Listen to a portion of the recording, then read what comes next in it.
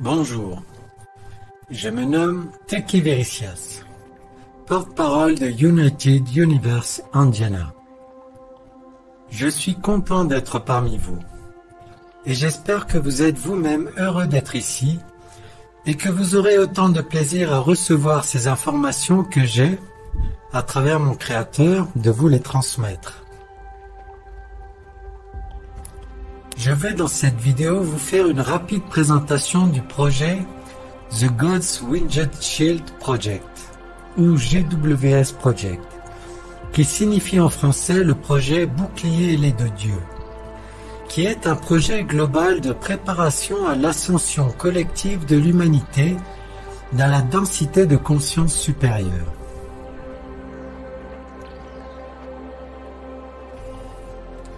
Cette présentation sera suivie des différentes technologies audiovisuelles et de leurs perspectives d'évolution dans la société que nous souhaitons utiliser au cours des prochaines années pour aider à préparer au mieux cette ascension.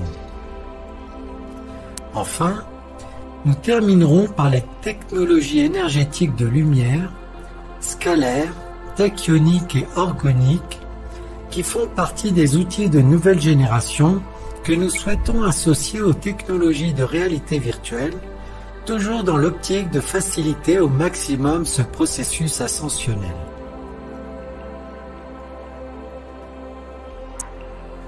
Commençons maintenant cette présentation.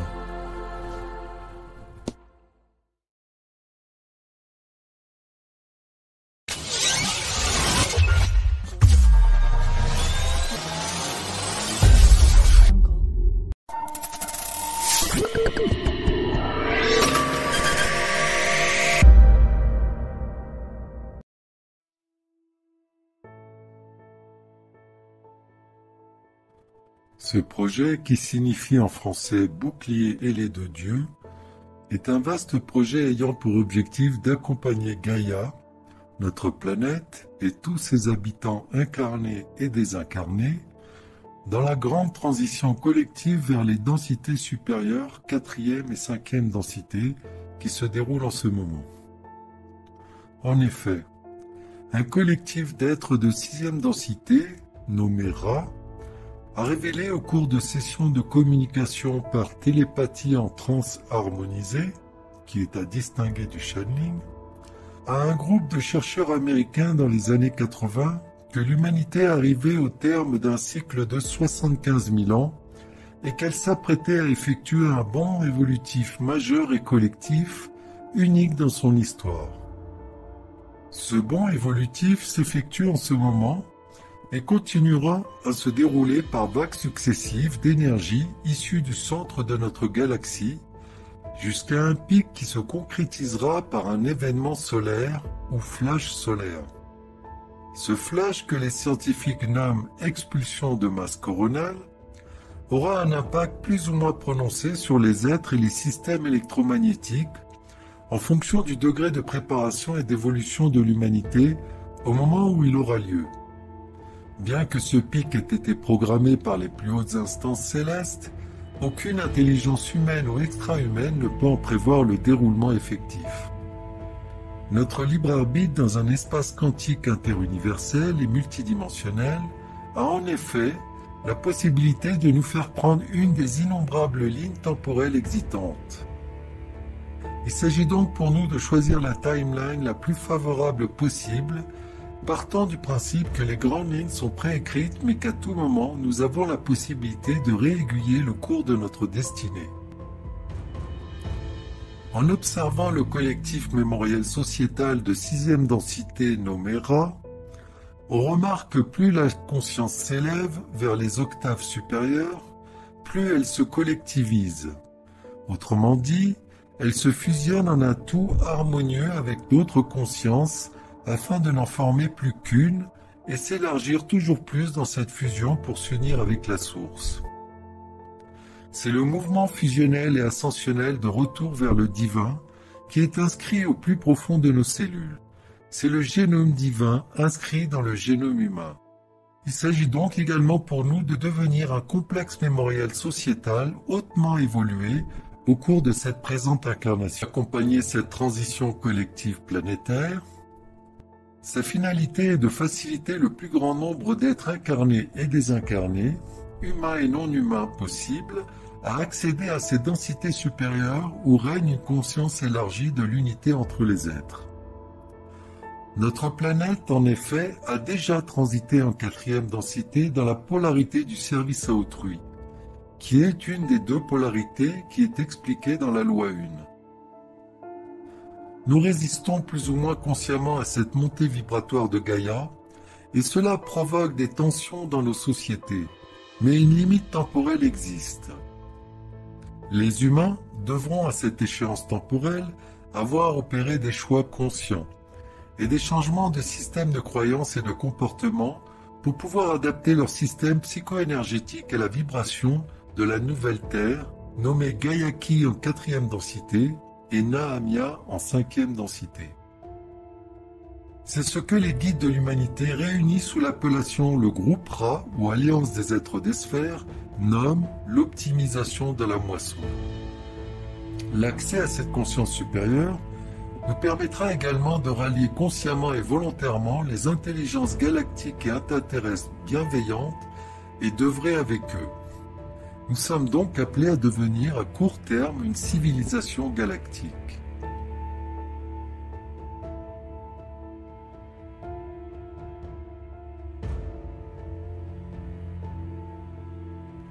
Nous avons l'absolue conviction que nous sommes tous créateurs de notre réalité et que ce monde de lumière auquel nous aspirons, où joie ineffable et plénitude divine régneront en maître, c'est à nous de le co-créer. C'est notre vision de l'ascension, un processus créatif, un processus où nous mettons en œuvre la fonction créatrice divine qui nous a été accordée de toute éternité, comme image et ressemblance de Dieu. Nous pensons que de nombreux êtres bienveillants, issus de toutes les parties de notre vaste univers et des densités de l'intraterre, ou Agartha, nous observent et aspirent à nous aider, leur évolution étant conditionnée à la nôtre. Le respect du libre arbitre qui régit cet univers à travers le logos Andiana et toutes ses créatures fait qu'en tant que serviteur de celui-ci, il respecte le principe de non-ingérence dans les affaires humaines et qu'il ne se manifeste pas pour l'instant ou que ponctuellement et très discrètement. Nous avons également l'absolue conviction que nous avons les moyens à travers des projets d'envergure, des outils opératifs performants et des soutiens multiples et exceptionnels, tous détaillés sur le site United Universe Indiana, de modifier le champ morphogénétique de notre planète Gaïa et de lui permettre de se doter d'un véritable bouclier de lumière. Ce bouclier ailé de Dieu, qui est un bouclier de lumière, permettra à notre belle planète d'entrer dans une nouvelle vibration et dans un nouveau paradigme qui sera basé sur des principes de vie déjà expérimentés avant nous par des civilisations hautement évoluées en conscience. Civilisations régies par les lois d'harmonie et d'unité de notre univers, débarrassées de ces plus néfastes distorsions que sont la peur. Le protocole Néo est un ensemble d'outils opératifs qui sera développé au cours des prochaines années, tout d'abord proposé sous format vidéo classique, car nous pensons que ces formats audiovisuels sont d'excellents moyens pédagogiques pour transmettre de l'information et surtout de l'émotion, ces dernières étant un vecteur majeur de matérialisation des intentions. Nous souhaitons ensuite pleinement utiliser l'outil en pleine expansion de la réalité virtuelle pour accéder encore plus l'immersivité et donc l'efficacité de nos outils d'optimisation de l'ascension. Enfin, la troisième étape sera de faire intervenir la réalité mixte, c'est-à-dire la réalité augmentée, par le rajout d'hologrammes, toujours dans la perspective de faire en sorte que les méditants soient de plus en plus impliqués émotionnellement, car nous croyons à cette notion de croissance exponentielle par le plaisir qui est enseignée dans le cadre des neurosciences.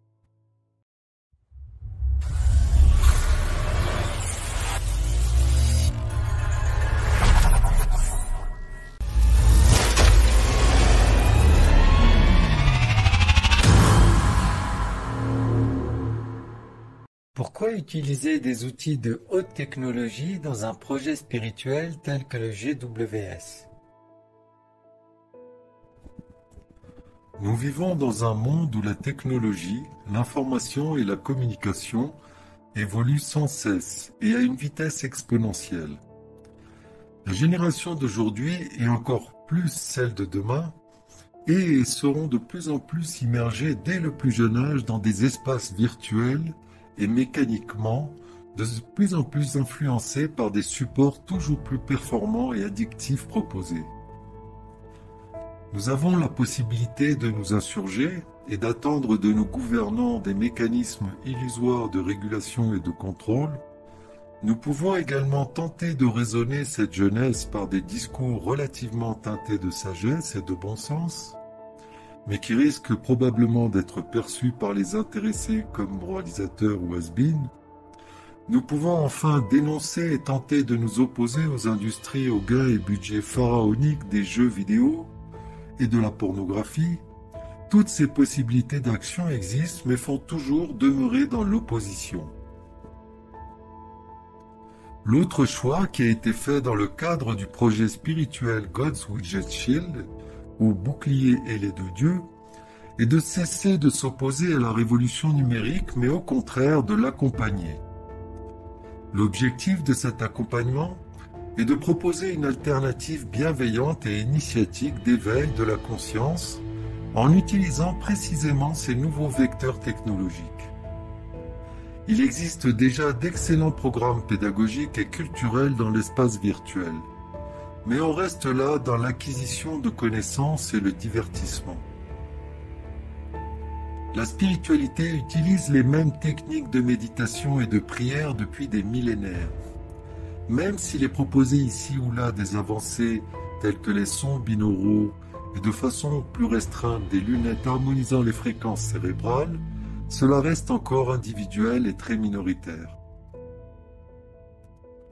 Ces nouveaux vecteurs de l'information, n'oublions pas que l'énergie est de l'information, ainsi que de la communication, telle que la réalité virtuelle, appelée également Virtual Reality ou VR, la réalité augmentée, nommée en anglais également Augmented Reality ou AR, et bientôt la réalité étendue, qu'on nomme en anglais Extended Reality, XR, commencent à inonder les différentes couches de la société et constitueront les bases du mode de fonctionnement de demain.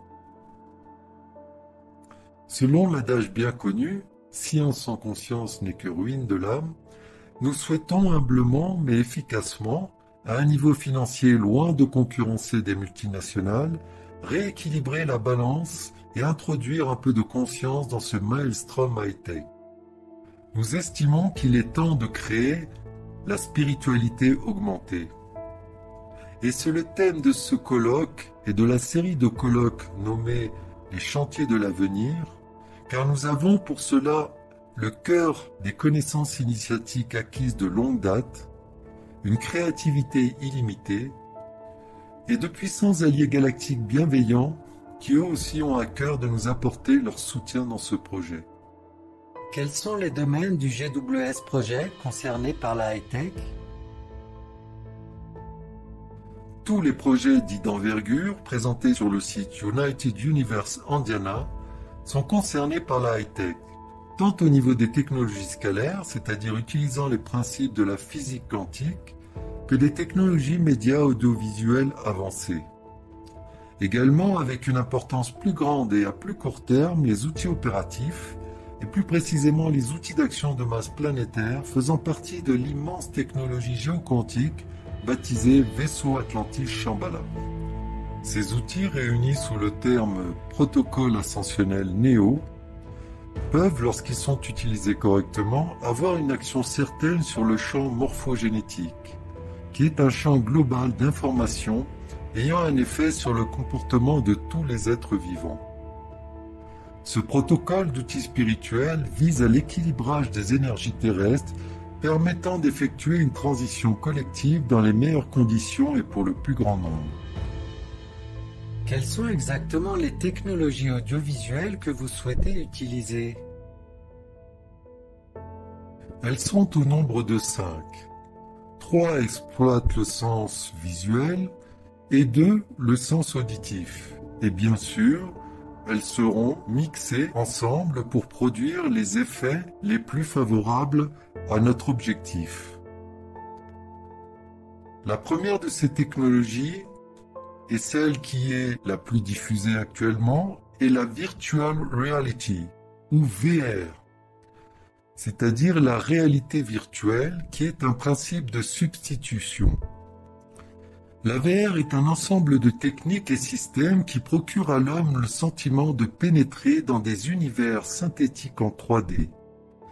La réalité virtuelle donne la possibilité d'effectuer en temps réel un certain nombre d'actions définies par un ou plusieurs programmes informatiques et d'éprouver un certain nombre de sensations visuelles, auditives ou haptiques.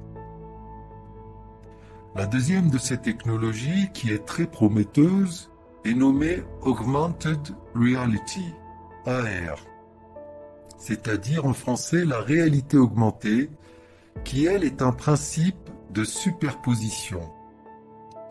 La AR est une technologie différente de la VR. Elle consiste à enrichir le réel avec des éléments virtuels à travers des lunettes connectées.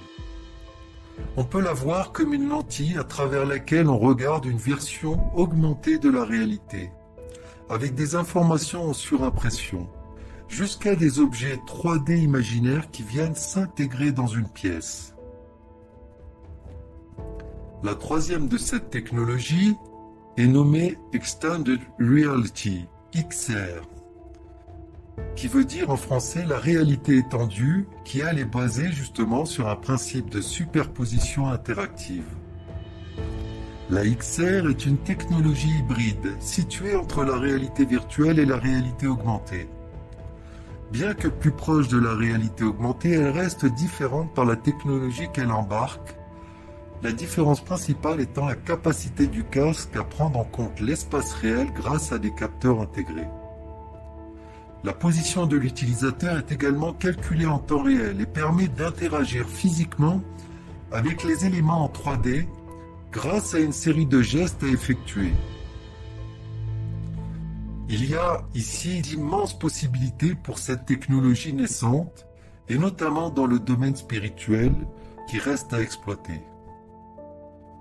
Au niveau de l'audition, la technologie qui va être exploitée et qui est déjà exploitée au sein du groupe spirituel Force Santé Vitalité Planétaire est notamment celle qu'on nomme les sons binauraux ou binaural beat en anglais. Cette technologie consiste à émettre un son mono avec une certaine fréquence dans une oreille et un autre son en mono également sur une autre fréquence à l'autre oreille. Le cerveau traite l'information et les mélange, créant ainsi un troisième son correspondant à la différence entre les deux sonorités existantes. Lorsqu'il reçoit un signal proche d'un des rythmes qu'il est habitué à émettre par effet d'entraînement, le cerveau va se mettre à fonctionner sur ce même rythme, produisant les mêmes effets qu'à l'état naturel. Cette technologie fonctionne préférentiellement avec un casque audio, mais un système surround sans casque peut être utilisé en remplacement. L'autre technologie auditive qui est également très prometteuse et qui est en passe d'inonder la société est le son 360 degrés ou Reality Audio, ERA. Cette technologie audio est le pendant de ce qu'est la VR dans le domaine visuel, et on peut imaginer que dans un futur proche, ces technologies vont se marier et créer des états d'immersion encore plus extraordinaires et saisissants. Cette technologie utilise un nouveau codec audio, c'est-à-dire un dispositif d'encodage ou de décodage de flux de données, qui permet lors de l'enregistrement de repositionner physiquement chaque instrument dans l'espace tel qu'il est dans le studio. De la sorte, chacun devient un objet de la scène acoustique qui sera précisément à gauche, devant, derrière, tout en prenant en compte les angles. Ce sont ces données qui permettent ensuite de créer le rendu en 360 degrés. Le constructeur japonais Sony a déjà présenté un prototype qui devrait être commercialisé au grand public dans les prochaines années. Quelles sont les autres applications en dehors de la spiritualité qui peuvent être intéressées par ces technologies audiovisuelles? Dans de nombreuses thérapies, la réalité virtuelle trouve toute sa place comme technologie révolutionnaire, douce et sans effet secondaire. La VR est une aide thérapeutique pour un grand nombre de pathologies ou de circonstances. La réalité virtuelle trouve aussi toute sa place dans la formation des médecins, mais aussi dans le diagnostic médical. Médecine et VR ont donc un avenir très prometteur. La réalité virtuelle pour lutter contre la douleur. Il s'agit sans doute là d'une des meilleures applications de la réalité virtuelle en médecine. En effet, le patient étant plongé dans un autre monde, il en oublie la réalité et son quotidien. En trompant ainsi le cerveau, la réalité virtuelle permet au patient d'oublier la douleur. De nombreuses expériences l'ont prouvé. L'immersion, grâce à un casque de réalité virtuelle, permet au patient de s'évader et au cerveau de ne plus ressentir de douleur ou tout au moins de l'atténuer de façon notable. Les tests menés ont ainsi prouvé que les patients souffrant de douleurs chroniques, comme par exemple avec un cancer ou en post-opératoire, déclaraient ressentir nettement moins la douleur pendant et après une expérience de réalité virtuelle. La douleur étant une grande partie bien davantage ressentie lorsque le cerveau se focalise dessus et que le stress lié à la souffrance est présent. Le fait de s'évader et occuper le cerveau dans un monde virtuel lui fait donc oublier la souffrance. La réalité virtuelle pour lutter contre la douleur est donc désormais un outil thérapeutique très intéressant et probant dans de nombreuses circonstances. La VR est de plus en plus utilisée dans le cadre de douleurs chroniques, de cancers en post-opératoire, voire même dans certains cas pour remplacer une anesthésie lorsque celle-ci n'est pas possible. La VR pour lutter contre la douleur fonctionne aussi bien sur les enfants, des adultes que des personnes âgées. Autre avantage énorme de la réalité virtuelle dans le cadre de la lutte contre la douleur est qu'elle est, à la différence des produits pharmaceutiques utilisés pour la douleur, totalement sans effet secondaire et sans risque. Des études ont par ailleurs prouvé tout l'intérêt de la réalité virtuelle dans le cadre d'accouchements sans péridurale. De nombreuses femmes ont ainsi avoué ne presque pas avoir ressenti de douleur au moment d'accoucher par voie naturelle alors qu'elles n'avaient reçu aucune péridurale. Également, la réalité virtuelle peut être utilisée comme traitement des handicaps physiques. La paraplégie, une maladie due à une lésion de la moelle épinière, provoque une paralysie partielle ou complète des membres inférieurs. L'université de Duke, en Caroline du Nord, a mis au point une solution VR capable d'aider les personnes atteintes de paraplégie à retrouver partiellement l'usage de leurs jambes. Ce traitement fait appel à deux technologies, la réalité virtuelle et la robotique.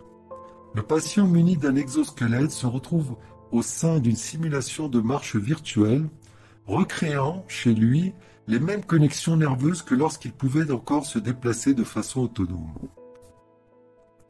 En 7 ans de développement, ces traitements ont permis à de nombreux paraplégiques de passer d'une paralysie totale à une paralysie partielle, mais ce dernier ne concerne pas exclusivement les fonctions motrices.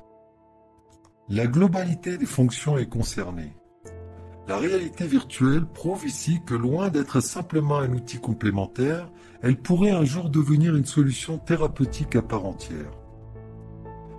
Un des domaines où la réalité virtuelle peut avoir des effets particulièrement efficaces et probants est le domaine des phobies. En effet, il s'agit là d'une découverte sensationnelle pour les personnes souffrant de phobies. Les phobies sont nombreuses et variées. Certaines comme la peur de prendre l'avion, la peur de certains insectes, peuvent être parfois particulièrement handicapantes dans la vie quotidienne. Aussi, des psychiatres ont développé des programmes de thérapie cognitive et comportementale pour lutter contre des phobies qui s'avèrent particulièrement efficaces. Ces programmes en réalité virtuelle proposent aux patients d'être confrontés de façon progressive à l'objet de leur phobie en toute sécurité. Accompagnée d'une aide psychologique, cette confrontation graduelle permet aux patients de s'accoutumer peu à peu à l'objet de leur peur irrationnelle. Ces programmes sont beaucoup plus efficaces et rapides qu'un traitement psychologique classique de lutte contre les phobies. La réalité virtuelle a aussi fait son entrée dans les cabinets dentaires. Des études menées ont en effet prouvé tout le potentiel que la VR pouvait offrir pour les dentistes. Lors de soins dentaires, les patients sont longuement assis sur la chaise, la bouche ouverte, totalement concentrés sur les soins prodigués par le dentiste. Cette expérience est particulièrement stressante, désagréable et bien aussi douloureuse. Les études ont montré qu'en proposant aux patients une immersion en réalité virtuelle, plaisante, le stress et la douleur ressentis étaient très notablement réduits. En plus de voir le temps de la séance de soins passer beaucoup plus rapidement et agréablement, le stress et la douleur étaient nettement moindres au point de rendre le dentiste presque sympathique. D'ailleurs, les patients qui avaient bénéficié de la réalité virtuelle pendant des soins dentaires étaient beaucoup plus enclins à accepter une prochaine séance rapprochée, alors que le groupe témoin sans VR repoussait au plus tard possible la prochaine échéance chez le dentiste. La réalité virtuelle peut également être utilisée pour lutter contre des dépendances. Différentes études menées ont montré par ailleurs tous les bienfaits de la réalité virtuelle pour lutter contre les dépendances. Qu'il s'agisse de dépendance à la drogue, au tabac ou bien encore à l'alcool, la VR montre une fois de plus tout son potentiel. Accompagnée d'un programme de désintoxication, la réalité virtuelle permet aux psychiatres et psychologues de confronter graduellement les patients à des situations de tentation ou de rechute. La personne tentant de se libérer de sa dépendance est, par exemple, confrontée en réalité virtuelle à une fête dans laquelle l'alcool ou la drogue coule à flot. Pour la dépendance à la cigarette, le principe est le même. Le patient est confronté à différentes situations susceptibles de générer un désir de fumer, comme par exemple voir d'autres fumeurs, une ambiance festive, etc. La réalité virtuelle peut également être utilisée dans le domaine pédagogique. Des entreprises proposent désormais aux facultés de médecine des applications pour leurs étudiants et internes. L'objectif est, par exemple, de proposer à un interne en médecine des situations d'urgence particulières afin d'évaluer leur diagnostic dans l'urgence, leur prise de décision et les actes réalisés. Ces programmes permettent de confronter sans risque les étudiants à des situations où leur sang-froid est évalué et leur capacité à prendre les bonnes décisions dans des situations d'urgence vitale. Il existe par ailleurs de nombreuses simulations réalité virtuelle dédiées à l'apprentissage de la médecine. Cela concerne non seulement la chirurgie pour simuler une intervention, mais aussi l'anatomie, la neurologie ou encore la cardiologie. En visualisant en 3D et à 360 degrés, les étudiants peuvent mieux comprendre les mécanismes complexes du corps humain et s'entraîner. L'imagerie médicale a révolutionné la médecine en permettant de poser plus facilement un diagnostic sur une pathologie. Des applications en réalité virtuelle et en réalité mixte permettent désormais de visualiser un organe en 3D et à 360 degrés et de réaliser des coupes virtuelles afin de détecter plus facilement et plus finement une anomalie. Ces outils, couplés à des systèmes d'imagerie médicale comme par exemple scanner ou IRM, sont non seulement utiles pour le diagnostic, mais aussi pour l'enseignement et la formation. Bien loin des jeux vidéo, la réalité virtuelle trouve, comme nous l'avons vu, toute sa place en médecine. Ces outils innovants sont non seulement révolutionnaires pour le diagnostic et la formation des médecins. Côté patient, la VR devient une aide extrêmement efficace et intéressante pour soigner ou soulager certaines pathologies. L'absence d'effets secondaires est particulièrement intéressant, tout comme le fait de sa capacité à oublier le stress et la douleur.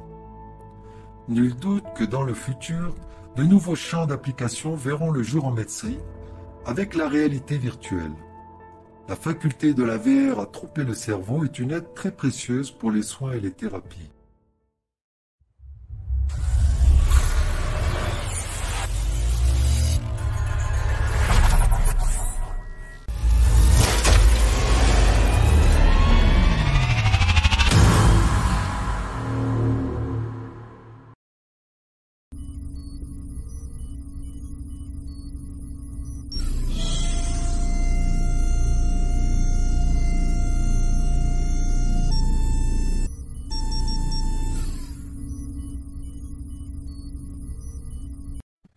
3 types de technologies quantiques de lumière vont principalement être exploités dans le cadre du GWS Project.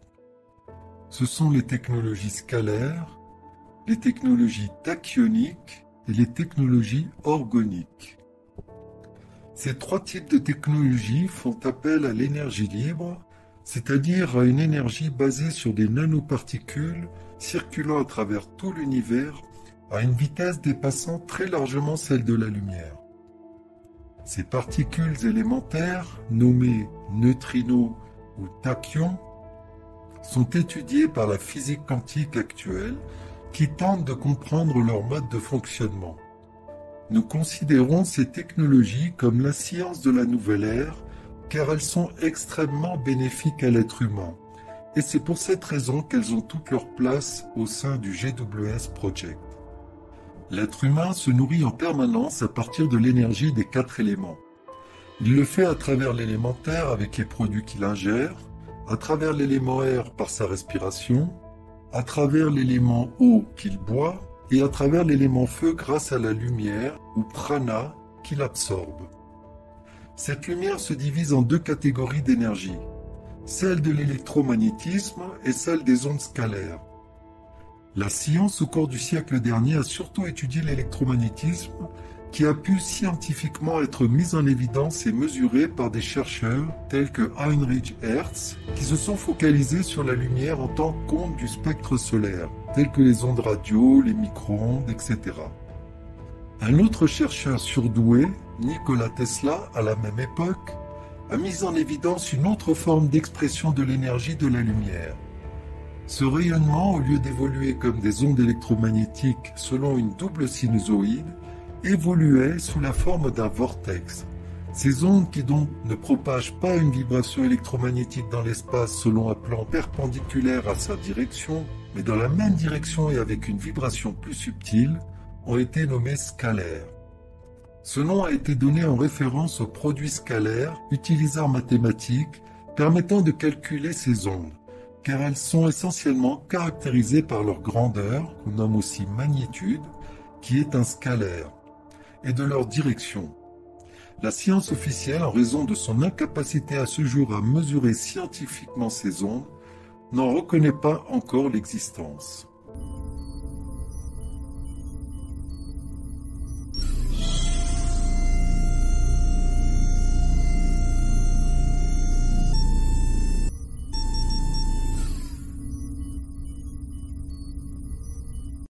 Lorsqu'un générateur de fréquences à polarisation horizontale, c'est-à-dire bénéfique, rencontre une énergie électromagnétique à polarisation verticale, c'est-à-dire pathologique, il crée un basculement et par association une onde polarisée circulairement. Le basculement de polarisation verticale-horizontale opéré par ce générateur scalaire, à leur point de rencontre en se superposant, vont être générés des ondes scalaires. Un champ scalaire serait donc une superposition d'états d'ondes électromagnétiques permettant à travers ce processus d'augmenter l'amplitude des ondes et l'énergie en leur centre en ayant une polarisation circulaire, c'est-à-dire en forme de vortex, et se propageant dans le vide en traversant toute matière, contrairement aux ondes électromagnétiques qui peuvent être complètement stoppées ou absorbées selon l'objet traversé. En définitive, les générateurs de champs scalaires corrigent les ondes électromagnétiques en les mettant en phase avec l'énergie du vivant ou énergie de la source.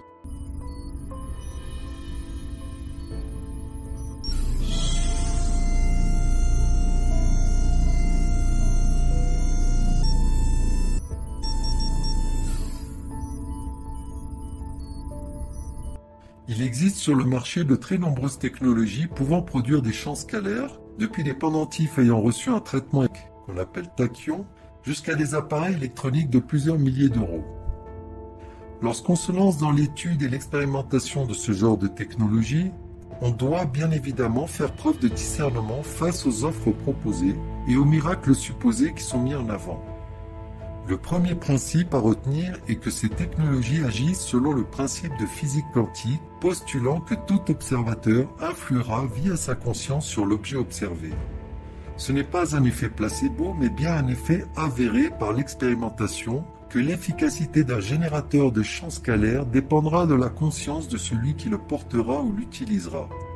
Il s'agit d'une technologie de la conscience où le clair ressenti et le dialogue avec l'être intérieur sont les meilleurs alliés pour se faire une opinion relativement objective de l'efficacité de ces outils. L'axe de travail qui a été mené depuis de nombreuses années dans le cadre du GWS Project est celui de l'expérimentation de chaque outil et de l'association intelligence de ceux-ci. En effet, la particularité de la recherche menée par les opérateurs du groupe Force Santé Vitalité Planétaire, dans la recherche incessante de nouveaux outils et de perpétuelles améliorations, est celle d'associer des générateurs entre eux et d'en faire un ensemble cohérent. Ce système scalaire, devenu cohérent après de très nombreuses expérimentations, est baptisé MISC, Massive Interdensity Scalar Cannon, ou canon scalaire interdensité de masse, est utilisé à ce jour au cours des méditations collectives extérieures ou intérieures du groupe, ce qui n'empêche pas les autres groupes par effet de résonance de bénéficier de l'onde générée. Cette technologie de la conscience permet entre autres d'optimiser le temps de mise en alpha et le déploiement d'un champ scalaire bénéfique pour le vivant de plusieurs centaines de kilomètres avec un nombre très restreint de méditants.